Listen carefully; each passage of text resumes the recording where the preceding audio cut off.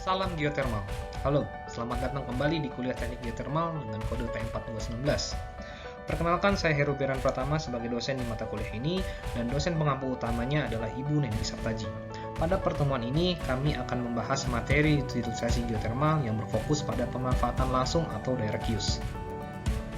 Di samping untuk pembangkit listrik, fluida geothermal juga dapat dimanfaatkan untuk sektor non-listrik, antara lain untuk pemanas ruangan atau space or district heating, kemudian pemanas ruang kaca greenhouse heating, pemanasan tanah pertanian atau soil heating, pengeringan hasil pertanian, peternakan dan perikanan, serta aplikasi lainnya.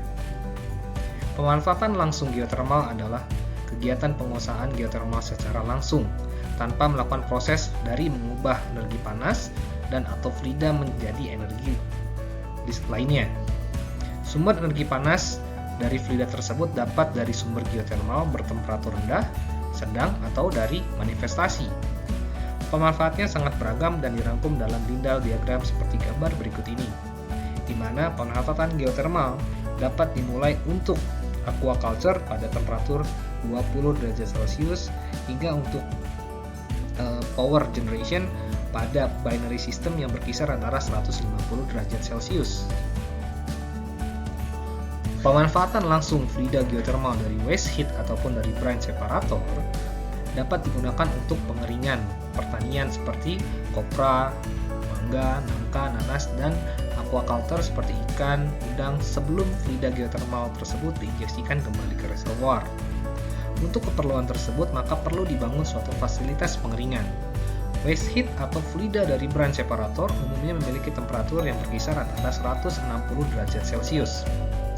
Di sini, pada dasarnya digunakan untuk memanaskan fluida lain yang memiliki temperatur titik didih lebih rendah dan akan digunakan untuk memanaskan udara di ruang pengering. Untuk media pertukaran panas digunakan alat penukar kalor atau heat exchanger. Selama proses pemanasan pengeringan ini, skematiknya diperlihatkan pada gambar berikut. Fasilitas pengeringan untuk agroindustri tersebut dibangun dan dioperasikan oleh pengembang, lalu diserahkan kepada koperasi pertanian lokal untuk dikelola secara mandiri. Nah, untuk sistem bisnisnya tergantung kesepakatan dari perusahaan atau pengembangnya.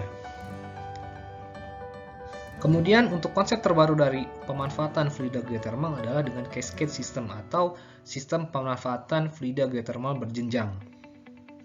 Tujuannya adalah memanfaatkan fluida dari geothermal yang memiliki temperatur rendah atau medium yang diaplikasikan secara berurutan atau simultan. Sistem ini disusun secara bertingkat seperti yang diperlihatkan pada gambar berikut, yang dimulai dengan aplikasi yang membutuhkan temperatur ataupun panas yang lebih tinggi. Untuk kasus ini dapat digunakan untuk electricity dengan memanfaatkan fluida ORC ataupun binary.